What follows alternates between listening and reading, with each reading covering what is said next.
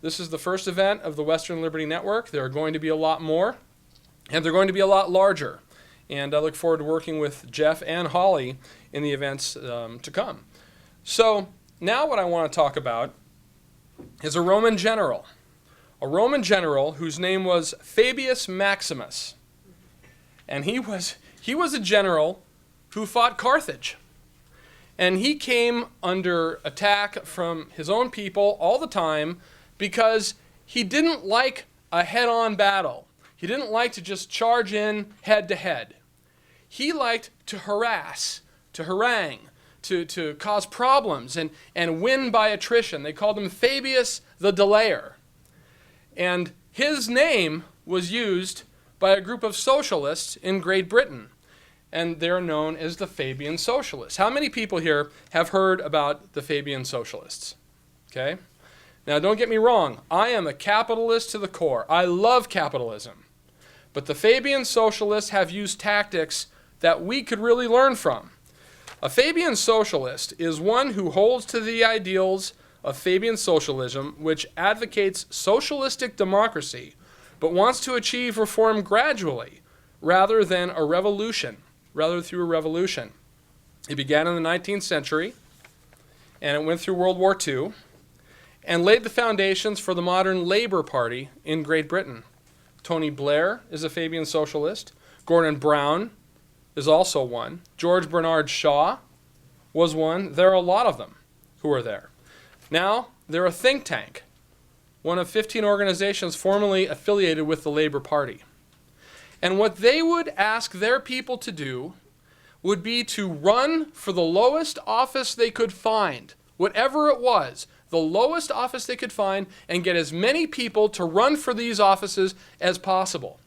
And their thinking was that they would gain control of the bureaucracy at the very lowest levels and then rise up. And as they rose up, the Fabian Socialists would throw more people in to the bottom levels of the organization. And eventually they would control the entire bureaucracy.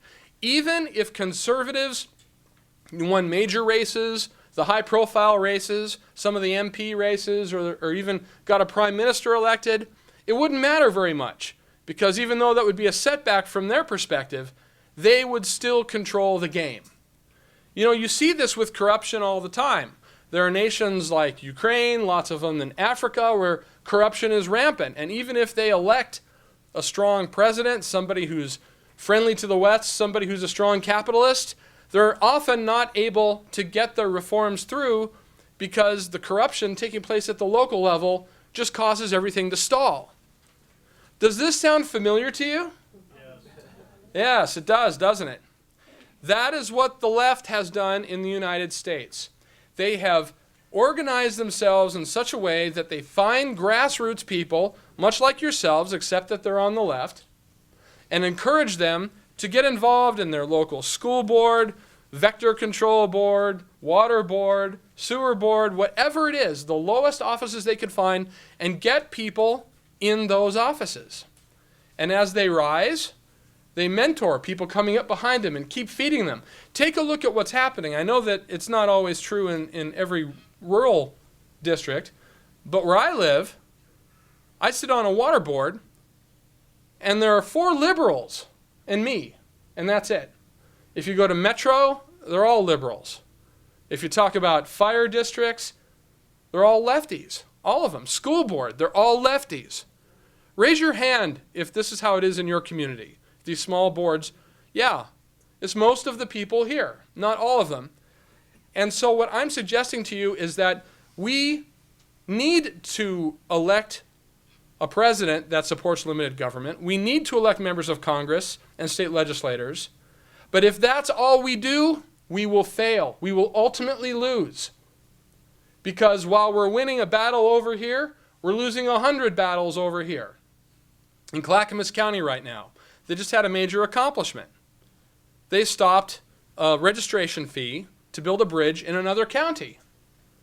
But the grassroots community took almost all the effort they had to fight this one battle. And while they were fighting this one battle, all of these local governments in Clackamas County were passing all kinds of other ordinances that nobody had time to fight. So while you're winning over here, you're losing in 5 other places over here. You can't cover it all.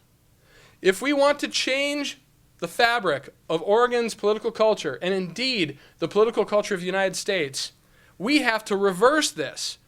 Limited government people are always going to local government saying, don't pass this, don't raise this tax, lower this fee, and if they don't, we petition.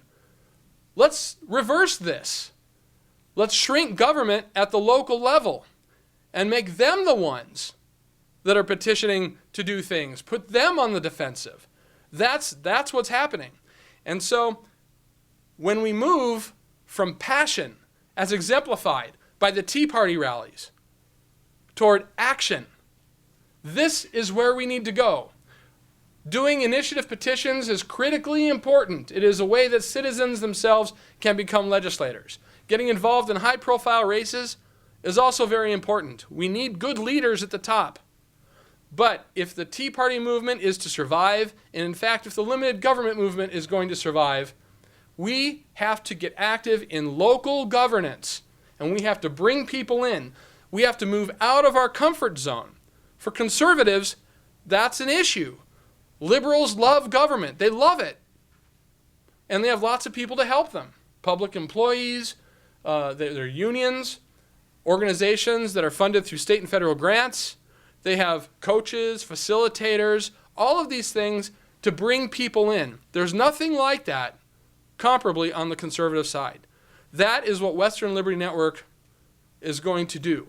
Help organizations work better as organizations, and as people become more confident, and as they're able to run for office and they decide to run for office, give them the tools they need to win, and little by little change the political culture of this state and indeed this entire nation. There is a lot we can learn from the Fabian Socialists. How many here have run for office in this larger group? Yeah, maybe about a quarter of the people here. Okay? How many people think that they might want to run for office someday for some local office where you live? Okay, I see a few more hands. How many people are willing to help somebody who's running in a race? Every single hand is up. That's fantastic. And that tells me that we are absolutely on the right track. So anyway, this is what it's about. We have to take a look at what the Fabian Socialists did. And even though it's not the most exciting thing, you will be amazed at how challenging battles at these local levels can be. Local government is really where the action is. These are the levels of government that impact our lives the most. What will your water bill be? If you want to put an awning outside the front of your building, how much will the permit fees be? If you want to build a restaurant, what's a business license cost? How much are you going to have to pay the inspectors? All of these things are local issues that impact our local economy, that impact our daily lives. And if we don't control that as limited government proponents, we're going to leave that field wide open to people who love the state. And what is that going to do to our small business? What's that going to do to the opportunities we have for our kids? What does that have to do with what our children will be taught? Holly talked about that to a large extent through her Operation Greenout discussions. If limited government advocates are on the school board, it would be a completely different ballgame. So this is where we need to go. And I'm very happy that all of you here are interested in moving that direction, because I firmly believe that that is one of the next places that the Tea Party movement needs to go if it is not only to remain politically relevant, but to remain politically effective. And so those are some of the lessons I think we can learn from the Fabian Socialists. Lessons that we can apply. And if we apply them and the other side applies them, we'll win. And the reason why we will win is because our ideas are better than their ideas are. Right? Our ideas are better, and people know it because our ideas speak to that which is good in individuals. It inspires individuals. It tells them that you matter as an individual. You're just not a cog in a collective wheel. And people like that message. It gives them hope that their lives will have meaning and that they can decide what that meaning is. Now, it's all very lofty and philosophical. But when you're involved in government and you get out of people's way, you bring out the best in them, and that is what makes the United States exceptional. And that's what makes the West exceptional. You know, I picked a cowboy motif for Western Liberty Network, you know, not because I don't even really know how to ride a horse, okay? But it's the spirit of the West, self-reliance, the ability to make it on your own, to pull yourself up by your bootstraps, the freedom that is part of, you know, the American West that people see, you know, that's idealized in all of the movies. Those are the things that make America exceptional and make the West exceptional among Americans. And so I am excited to start this new organization. I'm excited to work with folks like you and folks like Jeff and Holly. And we're going to pull this off. Over the arc of time, the movement has always been from less freedom to more freedom. It's not true from place to place, but globally, we are more free than we were 100 years ago. And 100 years ago, we were more free than we were the 100 years before that.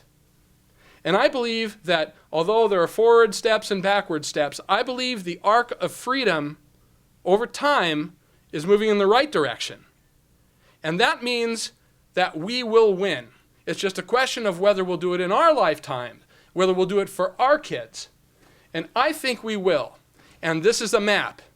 If we're able to dismantle what the statists have built, we cannot but succeed in achieving the kind of nation we want to build and having the kind of future we want for ourselves and our kids.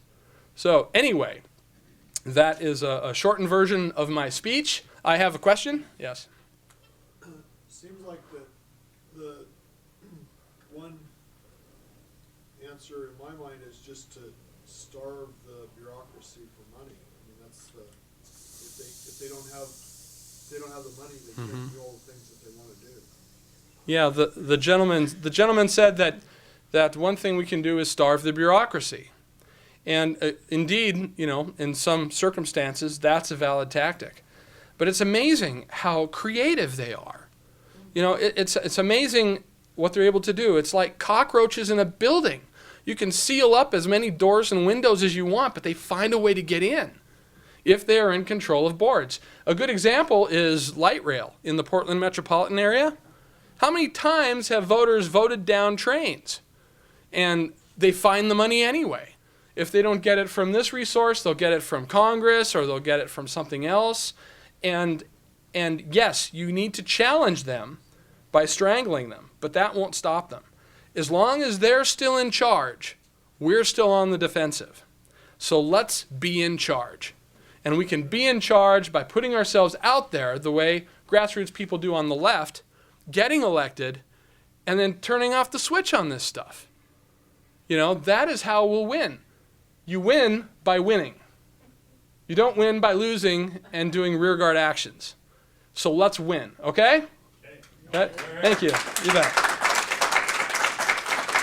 Okay.